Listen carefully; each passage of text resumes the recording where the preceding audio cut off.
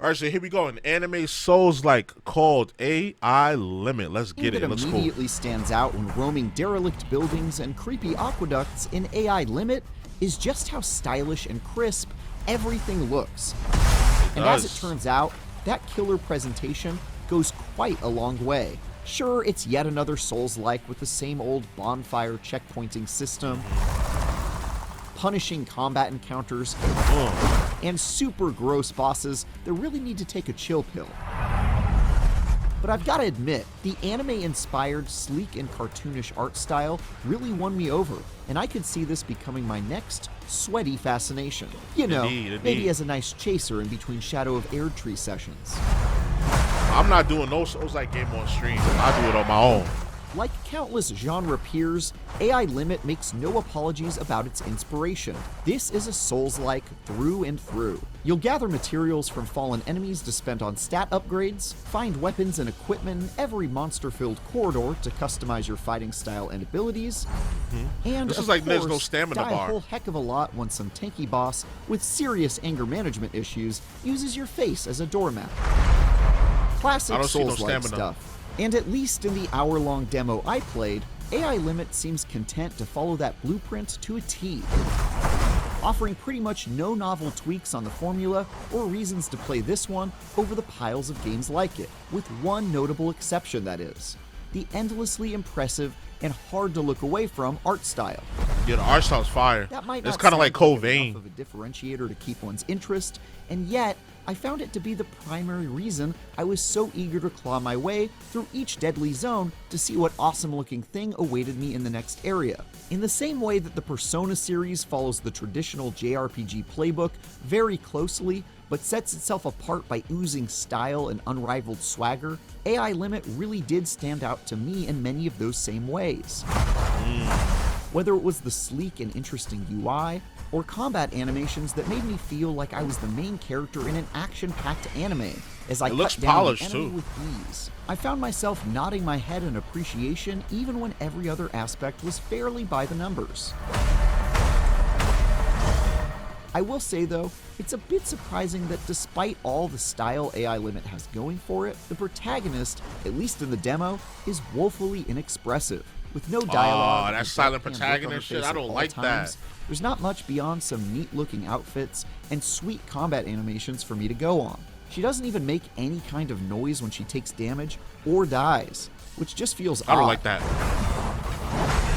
We need to stop doing that, developers. Stop making these silent protagonists, bro.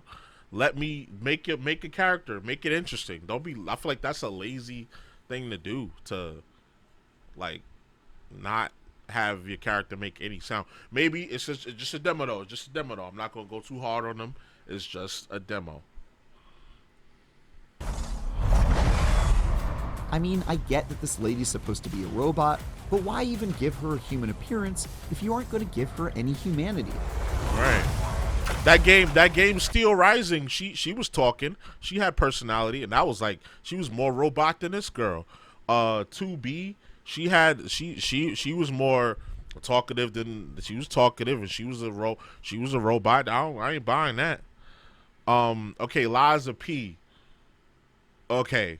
I'm not really, wasn't really tripping too much on that because it was so stylish and they told the story so well. Anyway, without him having to really talk at all. So if they do tell a story in a way like they did with Liza P, I'd be okay with the main character not talking.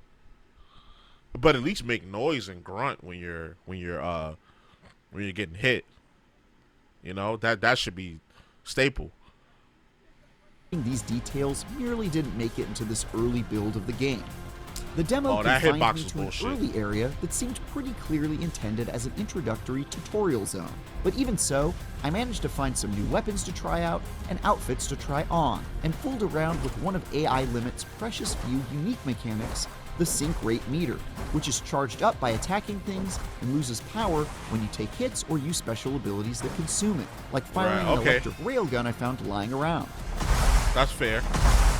Most importantly, the sync rate meter also determines how much damage your weapons do, rewarding you for keeping the meter full and punishing you for depleting it, which made for a pretty interesting trade-off. AI Limit might not be immediately groundbreaking at first blush, but I'm definitely intrigued by its fantastic presentation, enough to add it to my list of Souls-likes I'm excited to play. With a release date planned for later this year, it seems I won't have to wait too much longer. For more, check out our recent previews of Diablo 4 Vessel of Hatred, or follow our coverage of Star Wars Outlaws all month long as part of IGN First. And for everything else, keep dying and trying with IGN. Okay. That was clean. That was clean. I like that sync meter. So instead of giving you a stamina meter, and so that you're not so OP and you can't just keep spamming heavy and special attacks, they make it to where if you get hit, your meter goes down. If you special move, your meter goes down, and you can always earn it back by attacking. So this incentivizes a more offensive playstyle. So that reminds me more so along the lines of Bloodborne, because Bloodborne you couldn't, like, it had no shields and nothing like that, and it incentivizes like offense. You can dodge. I didn't see a block mechanic either, so yeah, definitely on that Bloodborne kind of tip. But we don't know. This is just a demo. They only played for an hour. Maybe there are some parry mechanics. I like what they did with Flintlock, where you can parry and you can block, and you could parry. You could counter attack with the gun. Like, let's say if the enemy's doing an unblockable move, you can hurry up and pull your gun out, shoot them and back them off, and then you could run up and apply pressure. So if this game incorporates something like that, that'd be cool. That'd make it like more fast paced and like Devil May Cry type. I love Devil May Cry type games. Like, that's so dope. And as far as the only downside I saw about this was the silent protagonist. I know it's a demo, but we gotta kill that vibe, that whole silent protagonist vibe. Give me an interesting character, give me an interesting story, give me good voice acting, and tell a story. I don't need to be immersed into the story where I'm projected into the game, unless it's a game where you create your own hero. You know, this doesn't seem to be that game. Y'all gave her a style, y'all gave her an aesthetic. Give her a voice. Let her talk. Let her talk her shit. Like, I would love to see her like talking shit like Dante or something. Like, imagine playing Devil May Cry and Dante didn't talk at all.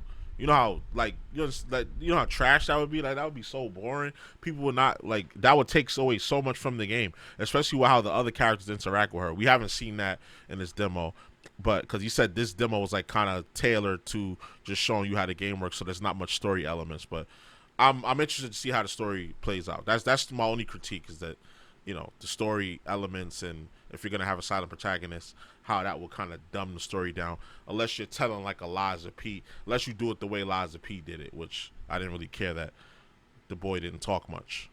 All right, so y'all let me know.